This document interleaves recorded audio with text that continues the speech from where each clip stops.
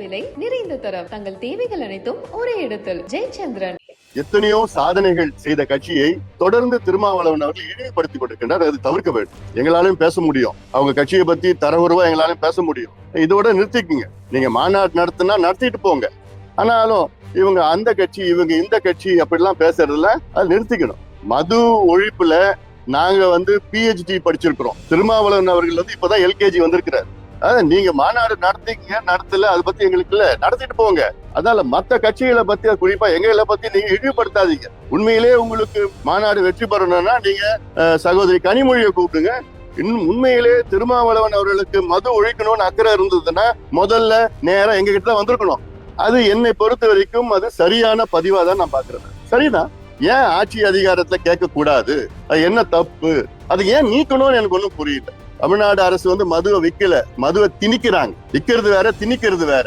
ஒரு டார்கெட் வச்சிருக்கிறாங்க. இந்த ஆண்டு 44,000 கோடி தான், அடுத்த ஆண்டு 50,000 கோடி வரணும்னு. சரி, நான் திருமாவளவன் அவருக்கு முன்னொரு கேள்வி கேட்கிறேன். நீங்க மது ஒழிக்கணும்னு சொல்றீங்க, எதுக்கு மது ஆலை உரிமை முதலாளி அவருக்கு நீங்க பிரச்சாரம் பண்ணீங்க, தேர்தல் பிரச்சாரம் பண்ணீங்க? TR பாலுக்கு ஏன் போய் நீங்க தேர்தல் பிரச்சாரம் பண்ணீங்க? மில்கி மிஸ்ட் இதுதான், இது மட்டும்தான் பன்னீர்னா ஒன்லி மில்கி மிஸ்ட்.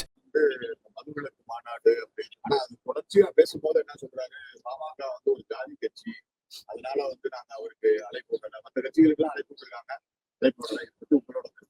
அவர் கட்சி மட்டும் என்னவா? பாட்டாளி மக்கள் கட்சி சமூக நீதிக்காக தொடங்கப்பட்ட ஒரு கட்சி.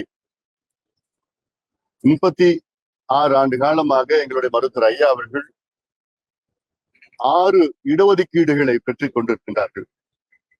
அந்த இடஒதுக்கீட்டில் இந்திய அளவிலே தாழ்த்தப்பட்ட, அதாவது பட்டியலின மக்களுக்கு இடஒதுக்கீட்டை பெற்றிருக்கின்றார் எங்களுடைய மருத்துவர் ஐயா அவர்கள்.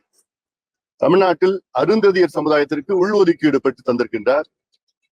சிறுபான்மை சமுதாயம், இஸ்லாமியர்களுக்கு உள்ஒதுக்கீடு பெற்று தந்திருக்கின்றார். MBC என்று 20 விழுக்காடு 115 சமுதாயங்களுக்கு இடஒதுக்கீடு பெற்று தந்திருக்கின்றார்.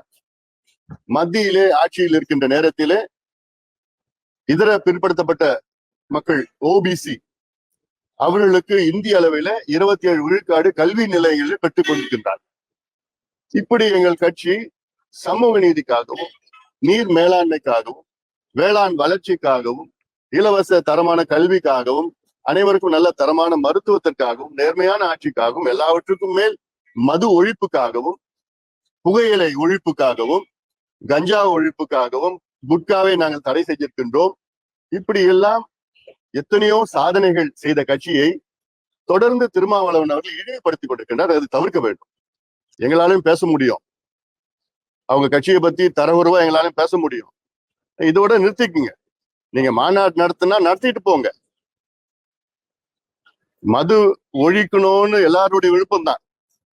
இந்தியாவில மது ஒழிக்கின்ற ஒரு மாநாடோ, ஒரு ஆர்ப்பாட்டமோ, ஒரு கூட்டமோ யார் நடத்தினாலும் நாங்க அதை ஆதரிப்போம்.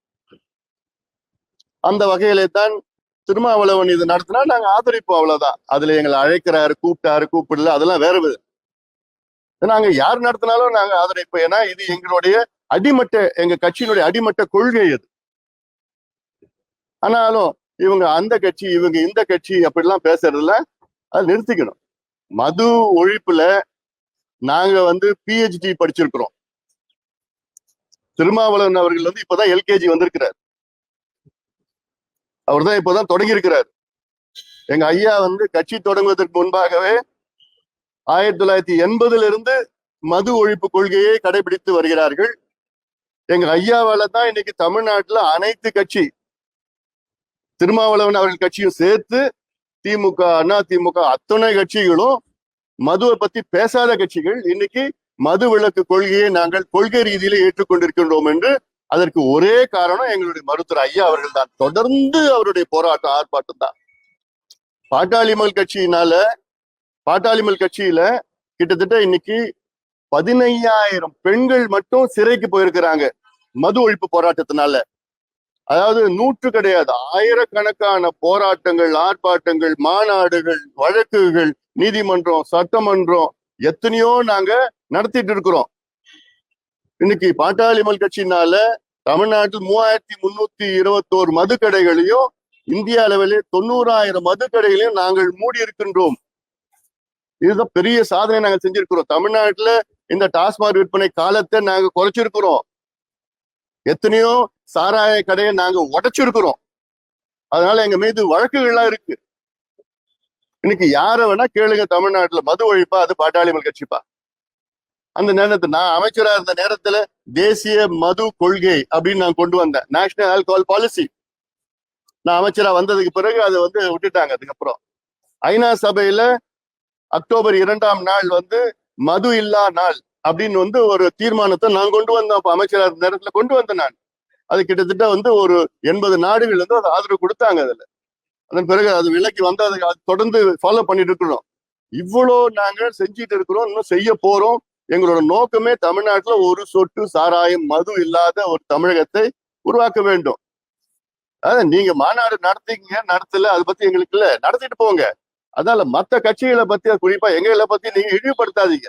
உண்மையிலே உங்களுக்கு மாநாடு வெற்றி பெறணும்னா நீங்க சகோதரி கனிமொழியை கூப்பிடுங்க. ஆட்சியில் இருக்கிறாங்க, திமுக இருக்கிறாங்க, அவங்கதான் மது விலக்கு பத்தி பேசிட்டு இருக்கிறாங்க. அவங்கள பத்தி கூப்பிட்டு மாநாட்டுல பேச வச்சு அவங்களுக்கு அந்த ரெஸ்பான்சிபிலிட்டி கொடுங்க. நீங்க போய் உங்க அண்ணங்கிட்ட பேசுங்க. இன்னைக்கு தமிழ்நாட்டுல எவ்வளோ பெண்கள் தாலி அறுத்துட்டு இருக்கிறாங்க. இந்தியாவிலேயே அதிக இளம் விதவைகள் தமிழ்நாட்டுல தான் இருக்கிறாங்க. இந்தியாவில அதிக சாலை விபத்துகள் தமிழ்நாட்டுல தான் இருக்கு. இந்தியாவிலேயே அதிக மனநல நோய் தமிழ்நாட்டுல தான் இருக்கு. இந்தியாவிலேயே அதிக கல்லீரல் பிரச்சனை தமிழ்நாட்டுல தான் இருக்கு. இந்தியாவிலே அதிக தற்கொலைகள் தமிழ்நாட்டில் தான் இருக்கு. இதுக்கு எல்லாத்துக்கும் காரணம் மது அப்படின்னு அவங்க அண்ணங்கிட்ட சொல்லி விளக்குன்னு சொல்லி எப்படியாவது தமிழ்நாட்டு இளைஞர்களையும் பெண்களையும் காப்பாத்துங்கன்னு சொல்லி அந்த மாநாடுக்கு அந்த அம்மாவை அழைச்சிட்டு அதெல்லாம் பேச வைங்க. இல்ல நாங்க இவங்களை கூப்பிடுறோம், அவங்கள கூப்பிடுறோம், விளம்பரப்படுத்தாதீங்க. இது விளம்பரப்படுத்துற பிரச்சனை கிடையாது, அதை விட சீரியஸ் பிரச்சனை இது. இது மது பிரச்சனை, இது ஒழிக்கணும், அதுல மாற்று கருத்து கிடையாது. இன்னும் உண்மையிலே திருமாவளவன் அவர்களுக்கு மது ஒழிக்கணும்னு அக்கறை இருந்ததுன்னா முதல்ல நேரம் எங்க கிட்ட வந்திருக்கணும். ஏன் எங்க கிட்ட வந்திருக்கணும்னா, இன்னைக்கு தமிழ்நாட்டுல அதிக மது அருந்துகின்ற 2 பெரிய சமுதாயம். ஒன்று வன்னியர் சமுதாயம், 2வது பட்டியலின சமுதாயம். இந்த 2 சமுதாயம் சேர்ந்துச்சுன்னா தமிழ்நாட்டு மக்கள் தொகையில 40 விழுக்காடு இருக்கிறாங்க. இந்த 2 சமுதாயம் மதுவுல அடிமையாகி கொண்டு முன்னேற்றம் இல்லாமல் இருக்கின்ற 2 பெரிய சமுதாயங்கள். சரிங்க, எப்படிங்க இந்த மதுவை எப்படி ஒழிக்கலாம்? இந்த 2 பெரிய சமுதாயங்களும் முன்னேறணும், அந்த எண்ணம் அவருக்கு இருக்கணும், எங்களுக்கு இருக்கு. அப்படி எங்க கிட்ட பேசி, சரி வாங்க நம்ம எல்லாம் தொடர்ந்து இந்த மதுவை ஒழிக்கணும், இந்த சமுதாயத்தை எல்லாம் காப்பாற்றணும், சமுதாயங்களை முன்னேற்றணும்னு அந்த நோக்கம் உண்மையிலே இதை அவருக்கு இருந்ததுன்னா நிச்சயமா எங்க கிட்ட வந்திருக்கணும். ஆனா இதுல நாங்க எதை மாநாடு நடத்தணும், நான் அவங்களை கூப்பிடுறவங்க யார் வேணா கூப்பிட்டுட்டு போங்க, எங்களை இழிவுபடுத்தாது. தமிழ்நாடு அரசியல்ல சர்ச்சைகள் நடந்துட்டே இருக்கு. நேற்று கூட அந்த நிர்மலா சீதாராமன் பேசினதுக்கு அன்னபூர்ணா அவர் போய் மன்னிப்பு கேட்டிருக்காரு. அடுத்து திருமாவளவன் நேற்று ஒரு திருச்சம் போட்டு அழிச்சிருக்காரு. அரசியலில் அதிகாரம், ஆட்சியில் அதிகாரம், அதெல்லாம் நேற்றே ரொம்ப சர்ச்சைகள், இப்படி 2-3 சர்ச்சைகள்லாம் நடந்துகிட்டே இருக்கு தமிழ்நாடு அரசியல்ல. இது எந்த உங்களுக்கு நல்லது தானே, பாமகவும் ஊடக நண்பர்கள் நல்லது தானே, விவாதம் நடக்குது, சர்ச்சையை ஏற்படுத்துறாங்களா? இதுக்கு சம்பந்தமே கிடையாது. அதாவது நிதியமைச்சர் நிர்மலா சீதாராமன் அவர்கள் நல்ல எண்ணத்துலதான் கோயம்புத்தூர்ல கூட்டம் நடத்தினாங்க.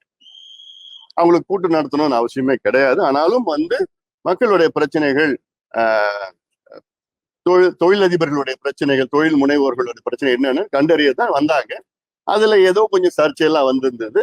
அதன் பிறகு வந்த பிரச்சனைகள்லாம் அதை தவிர்த்திருக்கலாம். அடுத்தது நீங்க சொல்றது திருமாவளவன் ஒரு வீடியோ போட்டாரு, பதிவு போட்டார்ல, அது என்னை பொறுத்த வரைக்கும் அது சரியான பதிவா தான் நான் பாக்குறேன். சரிதான். ஏன் ஆட்சி அதிகாரத்துல கேட்க கூடாது? அது என்ன தப்பு? அது ஏன் நீக்கணும்னு எனக்கு ஒண்ணும் புரியல. ஒரு அரசியல் கட்சி என்பது திமுக ஆட்சிக்கு வரணும், அண்ணா திமுக ஆட்சிக்கு வரணும்னு நாங்க அரசியல் கட்சி எல்லாம் தொடங்கல. திருமாவளவனும் அந்த கட்சி அவர் தொடங்குறது திமுக ஆட்சிக்கு வரணும், திமுக முதலமைச்சர் ஆக்கணும், ஸ்டாலின் அவர்களை முதலமைச்சர் ஆக்கணும்னா வரல. அவரு ஆட்சிக்கு வரணும், அவங்க கட்சியினுடைய கொள்கைகளை அமல்படுத்தணும்னா எல்லா கட்சியும் தொடங்குறாங்க. அந்த வகையில தான் அவர் போட்ட பதிவு எல்லாம் சரியான பதிவு. அது நீக்கினதுதான் சரியில்லை. ஏதோ திமுக கோவப்படுவாங்களா, அப்படி கோச்சிப்பாங்களா, என்னது அதனால இது எல்லாமே ஆட்சியில அதிகாரம் வேணும். ஏன்னா நாம் பார்த்துட்டோம், 67 ஆண்டுகள் 2 கட்சிகள் ஆட்சி செய்து இன்னைக்கு என்ன செய்யணும்னு தெரியாத செய்து கொண்டிருக்கின்றார்கள். தமிழ்நாட்டின் நிலை மிக பாவமா இருக்கு, மோசமா இருக்கு. முதலீடு குறைஞ்சிருக்குது. 4வது இடத்துல இருந்து 6வது இடத்துக்கு வந்துட்டு இருக்கிறோம். ஒரு பட்டியல்ல இருந்து நாங்க பட்டியல்ல இல்ல தமிழ்நாடு. இப்போ கேரளா வந்து கிட்டத்தட்ட 27வது இடத்துல இருந்து இன்னைக்கு கேரளா முதல் இடத்துல வந்திருக்கு. தமிழ்நாட்டுல வந்து 4வது இடத்துல இருந்தது, இன்னைக்கு கிட்ட இன்னொரு பட்டியல்ல இல்லவே இல்லை. இந்த நிலையில லஞ்சம், ஊழல் ஊழல் ஊழல், எங்க பார்த்தாலும் லஞ்சம் ஊழல், கொலை நடக்குது தினம். அது காரணம் இந்த மது, இந்த கஞ்சா, இந்த போதைப் பொருட்கள் எங்க பார்த்தாலும் அது நடந்துட்டு இருக்குது. பள்ளிக்கூடத்துல இந்த மாதிரி எண்ணங்கள் மாணவர்கள் மத்தியில அதிக பருவால் எடுக்கிறதோ திட்டுறதோ, அந்த ஜாதி பெயர் பிரச்சனை நிறைய இருக்குது. அதெல்லாம் நிச்சயமாக இதுல முதலமைச்சர் கவனம் செலுத்தணும். மத்திய அரசோட கூட்டணியில இருக்கீங்க, நாடு முழுவதும் மது ஒழிப்புன்ற திட்டங்கள் அவங்களுக்கு கோரிக்கை வைப்பீங்க? நிச்சயமா வைப்போம், தொடர்ந்து வச்சுட்டு இருக்கிறோம். நாடாளுமன்றத்துல பல முறை நாங்க பேசி இருக்கிறோம். குஜராத்ல நடந்தது இந்தியாவில கொண்டு வாங்க.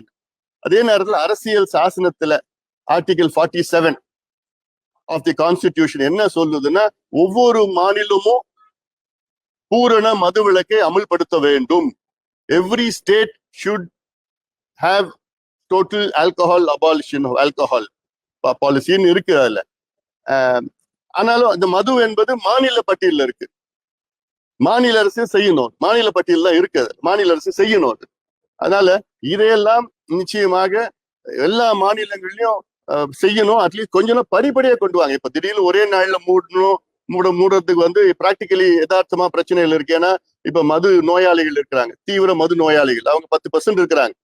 இப்போ 100 பேர் குடிக்கிறாங்கன்னா அதுல 10 பேர் வந்து தீவிர மது நோயாளிகள். மீதி 90 பேர் வந்து ஏதோ அப்பப்போ வந்து ஹேபிச்சுவல் ட்ரிங்கர் கிடையாது, அவங்க ஒகேஷனல் ட்ரிங்கர் தான். இந்த 10 பேருக்கு என்ன பண்ணணும், அவங்களுக்கு வந்து ரீஹாபிலிட்டேஷன் சென்டர் அவங்களுக்கு செஞ்சுட்டு தான் இந்த டிசிஷன் எல்லாம் எடுக்கணும். நீதிமன்றமே அந்த மாதிரி மறுவாழ்வு மையம் வைக்கணும்னு சொல்லி இது நாங்க 15 வருஷமா சொல்லிட்டு இருக்கோம். இது வந்து பெரிய அப்படியே திட்டம் போட்டு கண்டுபிடிக்கிறது பெருசா ஒண்ணு கிடையாது. இதெல்லாம் இருக்கிறது, எவ்வளவு திட்டங்கள் இருக்குது, யோசனைகள் இருக்கு, ஆலோசனை எல்லாம் இருக்குது. அதுல அது செய்யணும். மாநில அரசுகளுக்கு அதிக வருமானம் ஈட்டக்கூடிய மதுபான ஆலைகள் இப்ப ஆளுங்கட்சியா இருக்க திமுக கூட்டணி இருக்காரு திருமாவளவன், மது ஒழிப்பு மாநாடு நடத்துறாரு. இது மாநாடு நடத்துற மூலியமா வந்து தமிழகத்துல மது ஒழிப்பு நம்பிக்கை இல்லை. உங்களோட கருத்து? இல்ல, இப்ப அவரு என்னன்னா, இப்போ கள்ளக்குறிச்சியில கள்ளச்சாராயம் சாவுக்கு பிறகுதான் அவருக்கு இந்த பாதிப்பு தெரிஞ்சிருக்குது. எங்களுக்கெல்லாம் இந்த பாதிப்பு 45 ஆண்டு காலம் எங்க ஐயாவுக்கு தெரிஞ்சிருக்கு. நாங்க எத்தனையோ மாநாடுகள், ஒவ்வொரு மாவட்டத்திலையும் ஆயிரக்கணக்கான பெண்களை வச்சுக்கிட்டு நாங்க மது ஒழிப்பு மாநாடு நடத்திட்டு, பெண்களை வச்சு நடத்திட்டு. இது இல்லாம போராட்டங்கள் சாதாரண போராட்டங்கள் கிடையாது. சொல்லியிருக்கல 15,000 எங்க கட்சி பெண்கள் ஜெயிலுக்கு போயிருக்கிறாங்க. எங்க கட்சி பொருளாளர் வந்து திலகபாமா வந்து மது கடையை உடைச்சி கிட்டத்தட்ட 25 நாள் ஜெயில இருந்திருக்கிறாங்க. அதனால எங்க கட்சியில் வரலாறு இருக்குது அதுல. அதனால இது மோசமான ஒரு பிரச்சனை. அது இப்ப கள்ளக்குறிச்சி அந்த கள்ளச்சாராய சாவுல கிட்ட 67 பேர் இறந்திருக்கிறாங்க. அதுல 62 பேர் பட்டியலினத்தை சார்ந்தவர்கள். அப்போதான் அவருக்கு தெரிஞ்சிருக்காரு. இது வந்து இது அரசியலோ இதெல்லாம் எந்த நோக்கம் பார்க்க வேண்டாம். இது ஒரு மோசமான முக்கியமான தமிழகத்தினுடைய பிரச்சனை. இது அத்தனை கட்சிகளும் சேரணும். இதுல வருமானம் வருதுன்னா தமிழ்நாடு அரசு வந்து மதுவை விற்கல, மதுவை திணிக்கிறாங்க. விற்கிறது வேற, திணிக்கிறது வேற. ஒரு டார்கெட் வச்சிருக்கிறாங்க. இந்த ஆண்டு வந்து 44,000 கோடி தான், அடுத்த ஆண்டு 50,000 கோடி வரணும்னு. அவங்களுக்கு என்ன வருத்தம்னா, அடுத்த ஆண்டு 50,000 கோடி வரல, 49,000 கோடி தான் வந்தது. அது ஒரு வருத்தமா அதுல. அப்புறம் என்ன பண்ணிட்டாங்க, அடுத்த ஆண்டு என்ன பண்ணிட்டாங்க, கடந்த ஆண்டு என்ன பண்ணிட்டாங்க, 50,000 55,000 எப்படியாவது கொண்டு வரணும்னு சொல்லிட்டு கொண்டு வந்துட்டாங்க. இதை விட ஒரு கேடுகட்ட டார்கெட் என்ன இருக்கு? சரி, நான் திருமாவளவன் அவர் முன்னொரு கேள்வி கேட்கிறேன். நீங்க மது ஒழிக்கணும்னு சொல்றீங்க, எதுக்கு மது ஆலை உரிமை முதலாளி அவர்கிட்ட போய் அவருக்கு நீ பிரச்சாரம் பண்ணீங்க, தேர்தல் பிரச்சாரம் பண்ணீங்க? டிஆர் பாலுக்கு ஏன் போய் நீ தேர்தல் பிரச்சாரம் பண்ணீங்க? ஜெகத் ரகசியன் ஏன் தேர்தல் பிரச்சாரம் பண்ணீங்க?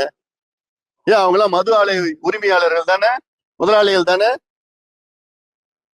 அதே மாதிரி டிஆர் பாலு மகன் இன்னைக்கு தொழில்துறை அமைச்சரா இருக்கிறார். அந்த குடும்பம் இன்னைக்கு மது ஆலைகள் வைத்திருக்கின்றது. அவங்க ஆலைகள் வந்து தமிழ்நாட்டின் டாஸ்மார்க்ல 20 விழுக்காடு வந்து சப்ளை பண்றாங்க சாராயம். ஜெகத் ரகசியன் 20% சப்ளை பண்றார். ஆக திமுக எம்பி 2 பேரு டாஸ்மார்க்கு 40 விழுக்காடு மதுவை சப்ளை பண்ணிட்டு இருக்காங்க.